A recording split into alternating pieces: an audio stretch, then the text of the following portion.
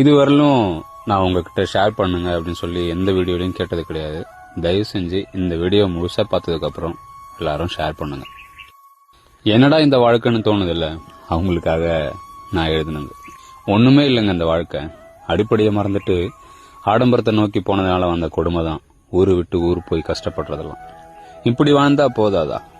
மாசம் 10,000, முடிஞ்சா வீட்டரிசி, முடியாதவங்களுக்கு இருக்கவே இருக்கு எப்பவுமே ரேஷன் அரிசி, வாடகை இல்லாத குடிசை வீடு, வறுமையை ஒழிக்க கொஞ்சோண்டு பாடு, கரண்ட் இருந்தா இளையராஜாவோட பாட்டு, இல்லைன்னா ஆடு மாட்டோட விளையாட்டு, சாயந்தரம் ஆனா அந்திக்கடை போண்டா விட, அப்படி இல்லைன்னா அம்மன் கோயில் கிட்ட ஜாலியா ஒரு அரட்டை, மழை பெஞ்சா ஓடையில மீன், இல்லைன்னா மரவள்ளி கிழங்கு, நத்த நண்டு பிடிச்சி காரசாரமான ரசம், முருங்கைக்கரை பொரியல், வறுத்த வேர்க்கடலன்னு அந்த மழையே மனமா போகுங்க.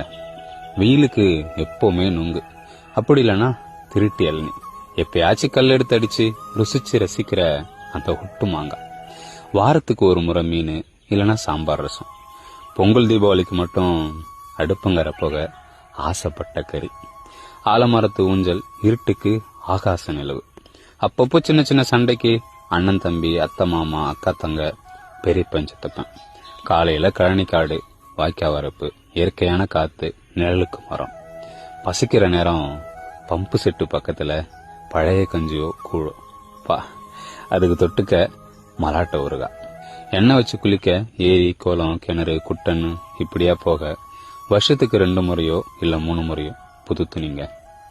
இது போதாதா? சொந்த ஊர்லயே கடன் இல்லாம சந்தோஷமா வாழ வேற என்னங்க வேணும்? இப்படியான வாழ்க்கை வாழ முடியாத மட்டும் சொல்லிடாதீங்க. நன்றி.